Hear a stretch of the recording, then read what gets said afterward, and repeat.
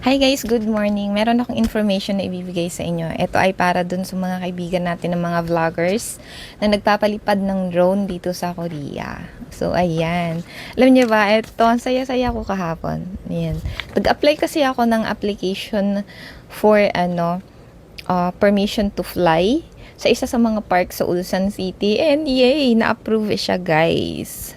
As in, approve siya. Hindi ko ina-expect kasi hindi naman talaga ako nagpapalipad ng drone. Wala akong license. And yung drone ko kasi maliit lang. As in, pang ano lang. Ano ba yung tawag yan? For hobbyist lang.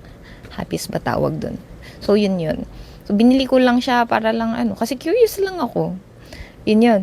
And then, trinay kong mag-apply ng permission to fly kasi nga yung area na yun is ano siya, no-fly zone daw.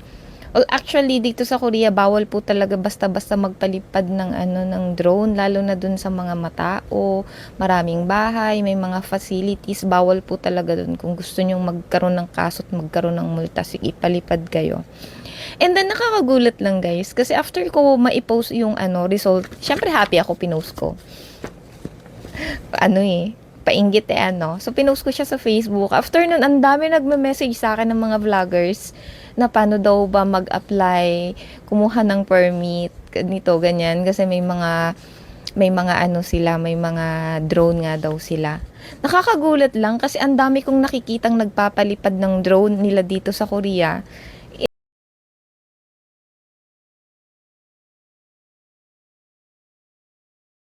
Lang paano pag nahuli? Ako kasi last year, katroma talaga ako. Kasi, ang dami kong nakikitang nagpapalipad ng drone. Ang ginawa ko, bumili din ako, inggitera ako eh. Ayan, inggitera na papala. So, pagkarating ng drone ko talaga is ano, pinalipad ko agad dun sa rooftop without knowing na bawal pala. So, ano yun, post ako. Pero sa rooftop lang naman, alam niyo yun, as in sa mababa lang. As in, dun ko lang inikot sa rooftop. And then, alam niyo pa, pagka-upload ko, ang daming messages sa akin. Ang daming comment, ang daming mga nambabash na hindi ko ba daw alam na bawal, naturingan pang nagtatrabaho ko sa ganito, ganyan, ba't hindi ko alam yan. Yung mga ganyan. Tapos, wala na, as in, tapos meron pang Korean. Na-stress ako guys, kaya ang ginawa ko, tinanggal ko na lang yata yung video ko na yon. Tapos, although ang sexy ko dun eh. Ang sexy ko dun. Ang sexy ng puwet. Ayun eh, yun. Yun yun. Tinanggal ko yung video, tapos tinago ko na lang yung drone ko. Kasi na-discourage na din ako eh. Tapos, pero after na, naghanap ako ng ano bang gagawin ko, ganito, ganyan. Then nakita ko yung website.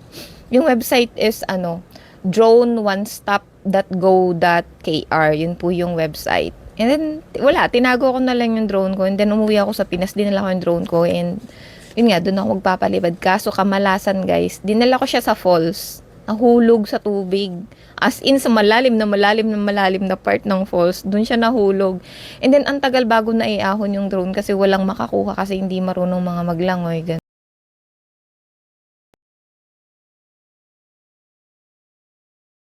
Kaso, namatay. And then, umusok. Ayun, wala na. Nagbaybay yung akin drone. Then, iuwi ko dito sa Korea kasi hindi magawa sa Pinas kasi wala daw silang mga pyesa doon. Dinala ko dito. And dito ko sana itatry ipagawa. And then, pagdating ko dito, yan, naghanap ako ng pagawa. And then, nabanggit nung friend ko na baka daw pwedeng papalitan ko na lang ng bago.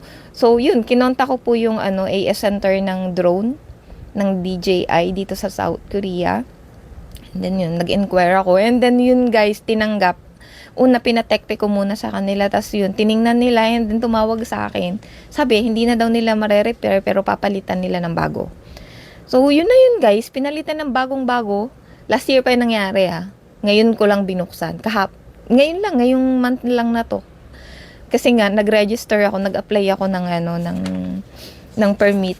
Kasi bawal daw doon magpalipad sa paggaganapan ng araw ng kalayaan sa Ulsan. No fly zone daw 'yon. Siyempre takot ako. And then yun nga.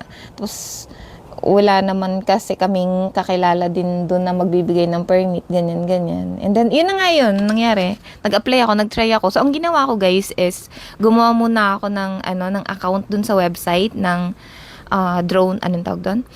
drone1stop.go.kr. So, pag hinanap nyo sa drone.onestop.go.kr, gawa muna po kayo ng inyong account doon. Siyempre, dapat may ID kayo.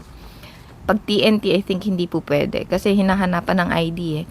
Pagkatapos nun, pag naka-register na po kayo doon, so, nandun open na yung website, and then, register your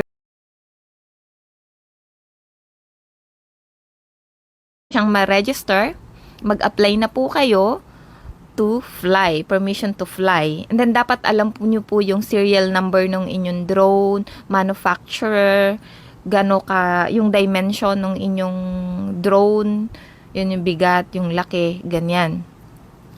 Tapos, yun, i-input nyo po kasi lahat ng information about your drone. And then, dapat alam nyo yung exact location kung saan kayo magpapalipad. Every time kasi na magpapalipad kayo, kailangan nyo ng permission. Although, halimbawa, meron sasabihin sa inyo na okay lang magpalipad doon. Pero guys, mas okay na meron kayong permit na magpalipad para sitahin man kayo, may isasampal kayong papel. O, ayan na, may permit ako. Ganyan. Tapos, yun nga. Dapat alam niyo yung exact location. And then, kung gusto nyo, halimbawa, hindi lang one day kayo magpapalipad doon, pwede nyo pong habaan yung same place. Halimbawa, yung park na yun, habaan nyo na yung yung duration kung kailan kayo magpapalipad sa place na yun para hindi pa ulit-ulit. And then, another tip, kasi yun pong mga malalaking mga drone, 250 kilograms above ng mga drone, kailangan po kasi yun ng license. Dapat meron po kayong license. And then, kailangan ng insurance, ang daming mga bla bla blang hinahanap na document. So, kung inyong mga drone ay mabibigat, yung ganong kalalaki, mahirap pong kumuha ng permit kasi kailangan nyo ng license to fly. Dapat, drone pilot po talaga kayo. And then, pag nag-apply kayo, dapat yung radius ng inyong drone, sa pagpalipad is dapat, pababa 150 meters pababa para sure na approve po yon. And then, ano bang tawag doon? Yung taas, sa akin kasi is 100 kasi yung limit, ginawa ko 98 lang. And then, 98 meters lang. Yung within sight lang dapat po yung pagpapalipad nyo para hindi kayo magkaroon ng problema. And then, yun nga. Tapos pag nag-apply kayo ng permit, yung purpose ng inyong pagpapalipad, ilagay nyo ay, Sajin Yongsang Chal, yung means of photography and videography. Lagay nyo doon. Tapos meron kasi dong maliit na na corner, yun, blank. Kung ano po yung talagang purpose nyo, lagay nyo din doon para mas better kasi ako ganun yung ginawa ko. And then yun. Pagkatapos nyo po nun, i-upload nyo din po yung picture ng inyong drone. And then basta marami doon mga picture. Pero sa akin, ang in-upload ko lang yung picture ng drone ko. And then yung tawag doon, manual. Kung paano magpalipad, ganito, ganyan, ganyan. Yung specification ng inyong drone. Yun, picture nyo po yun and then i-upload nyo. And then click OK and then apply. And then wait lang po kayo ng 3 days. Actually, sa akin 2 days lang lumabas na eh. And then, yun na. And then, after nun, i-print nyo na po para pag nagpalipad kayo or di kayo screenshot nyo, pag may nanita sa inyo at merong ng ganito, ganyan, meron kayong ipapakita. So, yun lang po yan.